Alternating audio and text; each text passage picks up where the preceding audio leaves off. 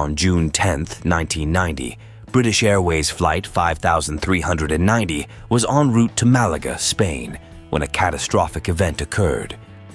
What began as a routine flight turned into one of aviation's most extraordinary emergencies. Without any prior warning, 2 of the cockpit windows suddenly blew out of their frames. This caused a rapid decompression, creating a massive rush of air that sucked the captain out of the cockpit. Despite the terrifying situation, the crew was able to safely land the aircraft, and remarkably, no lives were lost. Captain Tim Lancaster, a seasoned pilot with 11,050 total flight hours, 1,075 on type, was commanding the flight. He was joined by First Officer Alistair Atchison, who had accumulated 7,500 flight hours, with 1,100 hours on this specific aircraft type. In addition to the 6 crew members, there were 81 passengers on board. Although the 2 pilots had never worked together before, they handled a routine takeoff at 7:20 UTC without any issues. Everything remained normal until the aircraft reached an altitude of 17,300 feet. At this point, both pilots had loosened their shoulder harnesses and lap straps. Suddenly, 2 cockpit windows blew out with a loud bang. The explosive decompression filled the cabin with condensation mist. The intense rush of air sucked Captain Lancaster partially out of the cockpit, with only his legs remaining inside. His headset and oxygen mask were torn off, leaving him exposed to the elements. The force of the wind caused the captain's feet to jam the controls, sending the aircraft into a steep dive. First Officer Atchison was left fighting to control the plane in the midst of strong winds. Nigel Ogden, the Nomoir 3 steward who had been near the cabin door, rushed into the cockpit and grabbed Captain Lancaster's legs, holding him around the waist, while another crew member cleared debris from the flight deck. Meanwhile, the remaining cabin crew instructed passengers to fasten their seatbelts and took up emergency positions. After managing to free Lancaster's legs from the controls, First Officer Atchison brought the aircraft out of the dive, although he waited a few more seconds to reach a lower altitude where oxygen would be sufficient without masks. He swiftly descended to FL 110, 11,000 feet. Atchison re-engaged the autopilot and issued a distress call. However, due to the deafening wind, he couldn't hear any response. Communication delays further complicated the emergency, as the Bristol sector controller wasn't immediately aware of the gravity of the situation, causing a delay in the activation of British Airways emergency protocol.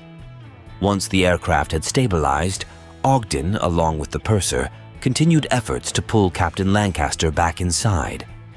His body, however, had moved further out of the window, making the rescue attempt even more challenging. With no charts or reference materials, as they had been sucked out of the cockpit, First Officer Atchison requested radar assistance to the nearest airport. Although unfamiliar with Southampton Airport, it was the quickest option. After confirming the runway length was sufficient, Atchison performed a successful visual landing on runway 02. Once the plane was safely on the ground, passengers disembarked using both the front and rear air stairs.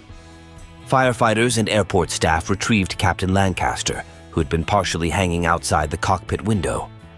Lancaster was transported to Southampton General Hospital with multiple injuries, including frostbite, fractures in his right arm, right wrist, and left thumb, as well as extensive bruising and shock. Despite the ordeal, no other crew members or passengers sustained serious injuries, with only one steward suffering minor cuts and bruises. The aircraft itself sustained significant damage, particularly to the cockpit, where the missing windscreen and the decompression caused items like charts and manuals to be sucked out. There was also damage to the fuselage, including missing components and dents. The Air Accidents Investigation Branch launched an inquiry into the incident. It was discovered that the windscreen had been improperly installed during maintenance the night before the flight. The bolts used were too short and of the wrong diameter. In fact, 84 of the bolts were 0.026 inches smaller than required, and 6 others were 0.1 inches shorter. The investigation revealed that a previous windscreen had been installed with similarly incorrect bolts, which were replaced in haste by the shift maintenance manager without checking proper documentation. Additionally, the flight crew had not been trained for such emergencies, and the cockpit design failed to account for the possibility of a windscreen detachment. The AAIB report identified several factors contributing to the failure, including the lack of oversight in maintenance procedures and the failure to identify windscreen installation as a vital point in safety checks. As a result of the investigation, British Airways implemented stricter maintenance and safety protocols. Similar aircraft were inspected, and 2 other planes were found with incorrectly secured windscreens. This discovery averted potential future disasters. The crew, particularly the cabin staff, were praised for their heroic actions. First Officer Acheson and cabin crew members Susan Gibbons and Nigel Ogden received the Queen's Commendation for valuable service in the air, although Ogden's name was mistakenly omitted from the official publication. Acheson also earned the 1992 Polaris Award for his exceptional airmanship. Amazingly, Captain Lancaster returned to flying just 6 months later and became a passionate advocate for aviation safety. The events of British Airways Flight 5390 remain an extraordinary example of human courage, quick thinking, and teamwork in the face of overwhelming adversity.